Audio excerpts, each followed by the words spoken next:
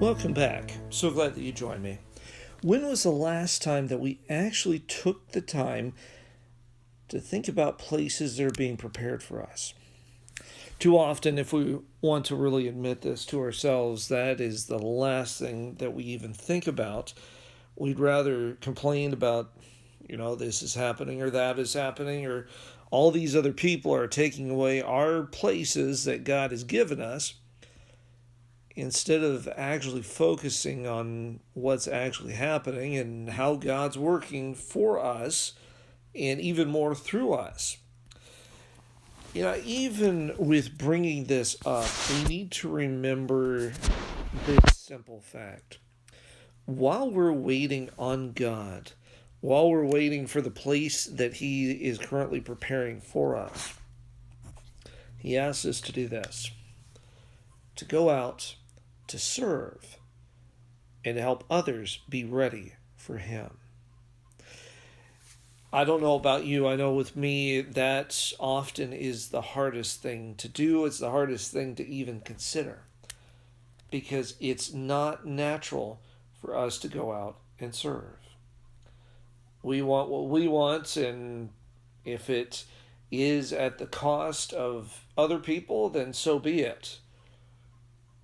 But maybe it's time, well, I shouldn't just say maybe it's time, it is time for us to change that thinking to a radical paradigm, a radical change of everything that's going on. Looking at situations, looking at the people around us, and saying to ourselves, no matter what is going on, no matter what others seem to be doing, no matter how they're treating me, no matter how they're treating others, because God has asked me to serve, I will go and serve, even if it costs me my life. That radical idea goes back to the ages of early Christianity. But even more, that is the radical thing that God calls us from ages past, even till now, to the very end of time itself.